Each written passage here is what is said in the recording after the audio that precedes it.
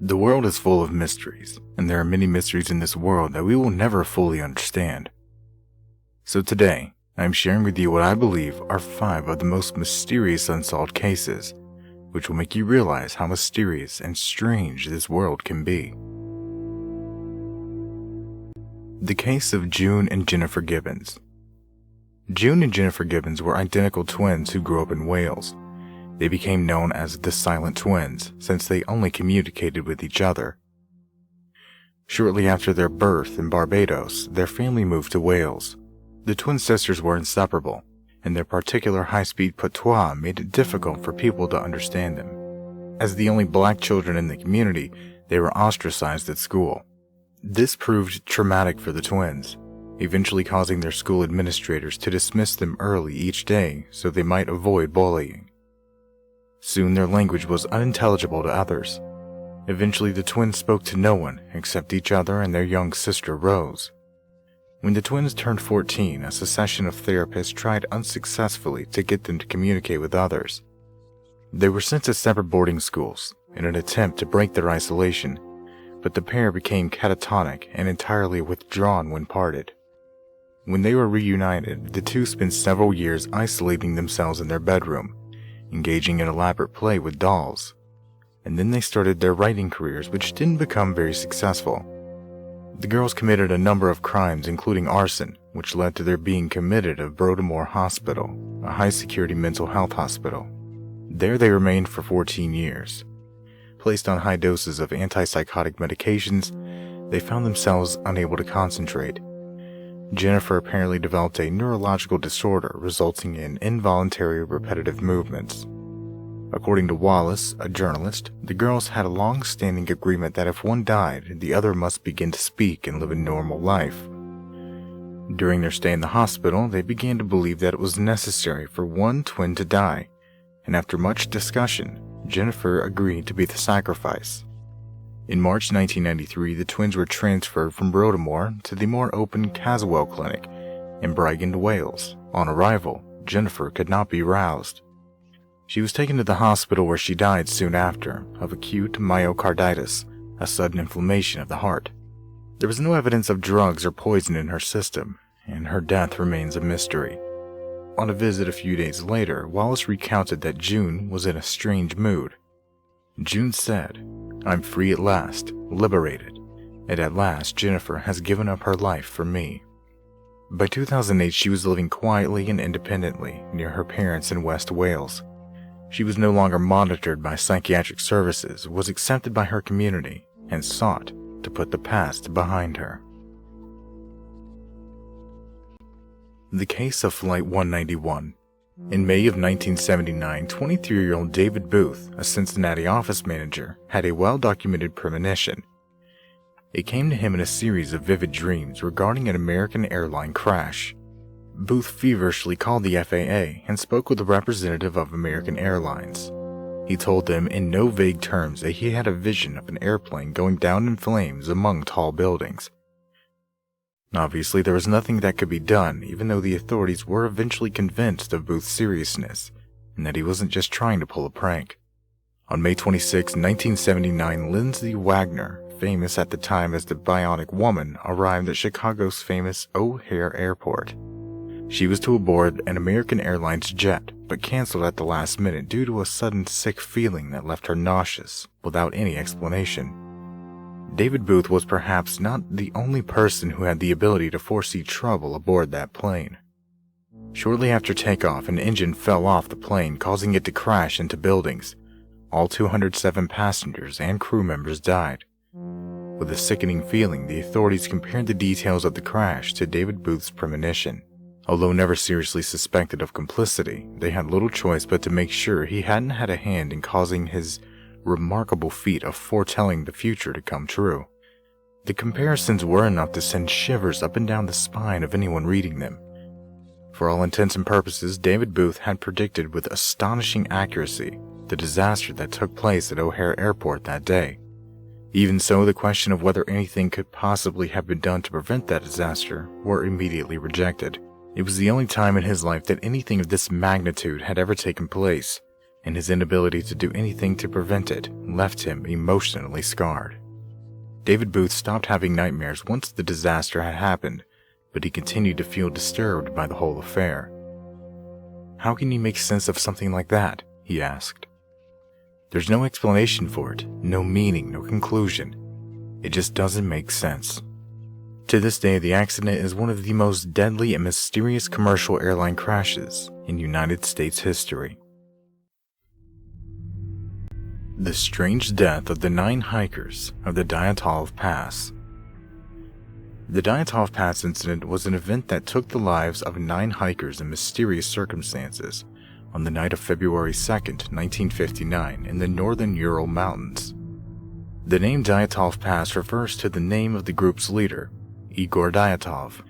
The incident involved a group of 9 experienced ski hikers from the Ural Polytechnical Institute who had set up camp for the night on the slopes of CO.AG. Investigators later determined that the skiers had torn their tents from the inside out. They fled the campsite, probably to escape an imminent threat. Some of them were barefoot under heavy snowfall. The bodies showed signs of struggle.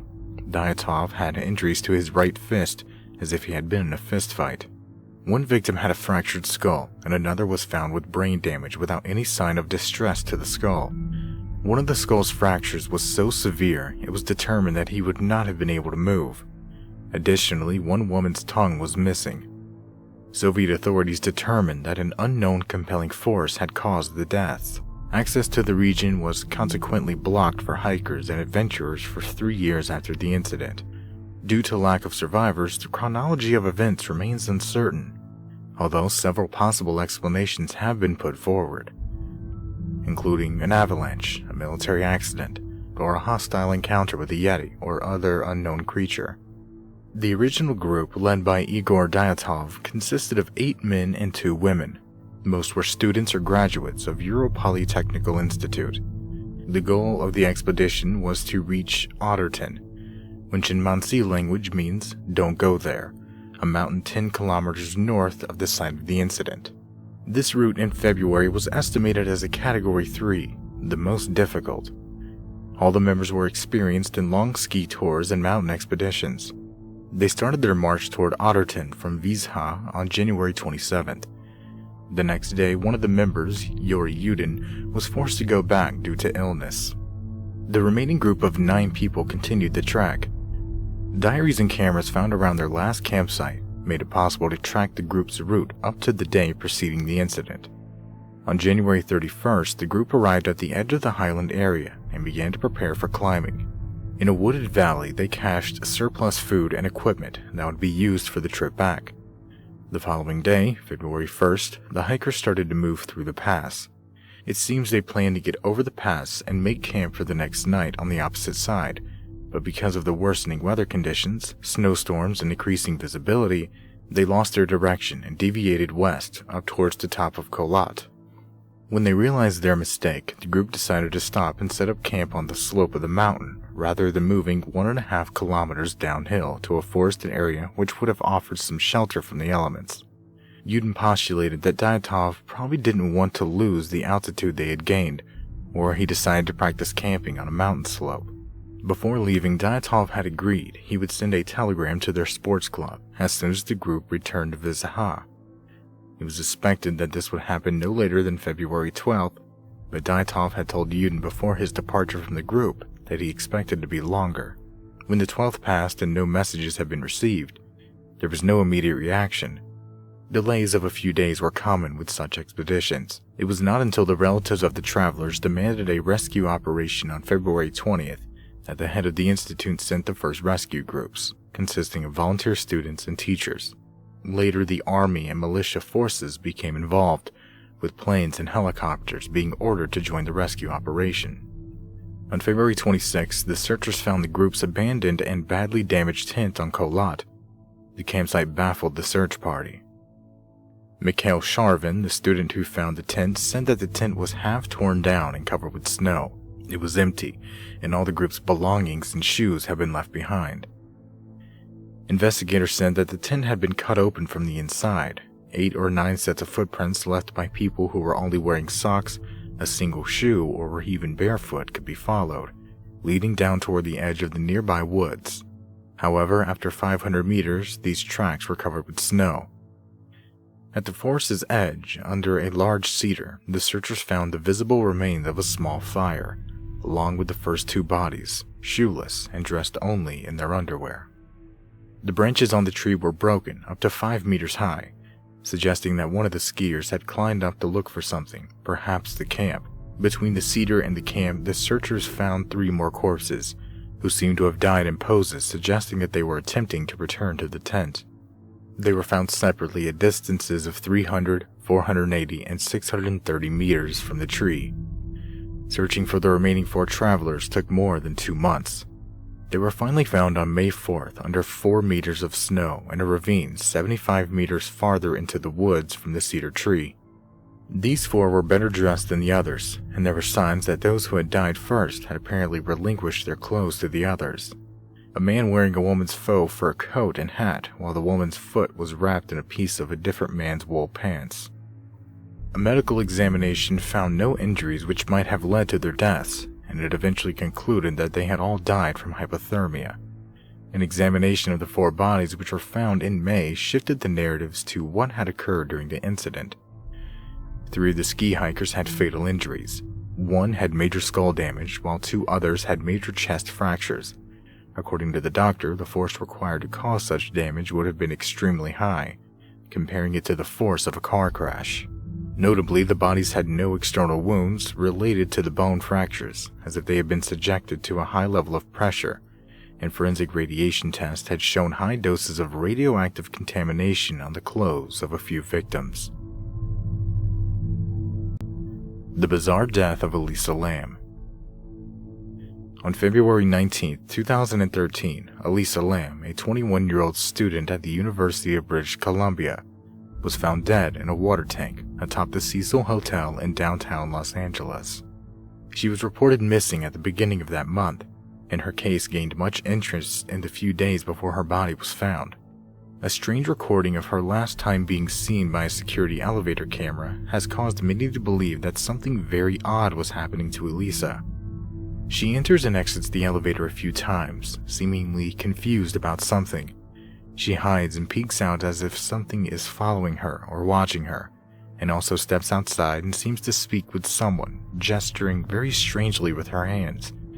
They almost warp and grow in size, with very weird angles that just don't look human. The elevator appears to be malfunctioning. As this is all happening, she presses many buttons which does nothing. The doors just don't close no matter what she does, until at the end of the video she finally steps outside and out of view. They finally close. This video has gone viral, and there are many different theories on what may be happening to Elisa. Some claim that she is possessed, or there is some sort of dark presence she is trying to get away from, while others believe that she is hallucinating or having some sort of side effect from her medication she was taking at the time. Elisa Lam did suffer from bipolar disorder and depression. Some people also believe the video has been tampered with. Elisa arrived at the hotel on January 28th, where she stayed in a shared room with 2 roommates. However, after her roommates complained about odd behavior, she was moved to a room of her own after 2 days. Elisa always kept in contact with her parents while traveling, so on January 31st, when the day she was scheduled to check out of the Cecil and leave for Santa Cruz came, and they hadn't heard from her, they called Los Angeles police and flew there to help with the search. Police searched the hotel to the extent that they were legally allowed. They searched Elisa's room and had dogs go through the building, including the rooftop, looking unsuccessfully for her scent. While they were searching for Elisa, guests in the hotel were complaining about low water pressure in the rooms, and it also had a funny taste, smell, and color coming from the water. On the mornings of February 19th, an employee went to the roof to check the water tanks, which provided the water to all the rooms, including the kitchen and the coffee shop downstairs. In one of them, he found Elisa's body floating face up, a foot below the water surface. By noon that day, the hotel had drained the tank so firefighters could cut it open and remove the body, since the opening of the tank was too small for anyone or their equipment to fit through. Once word spreading through the hotel that a body was found in one of the water tanks, most of the guests left, disgusted that they were unknowingly drinking water that had a decomposing body in it for around 2 weeks.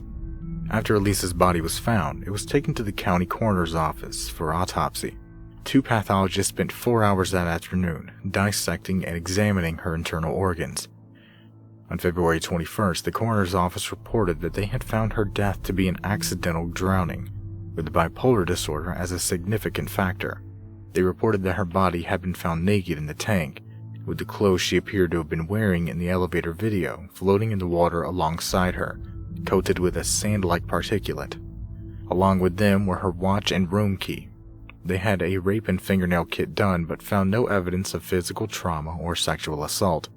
They also found no evidence to suggest that Elisa Lam had committed suicide. Toxicology tests were done.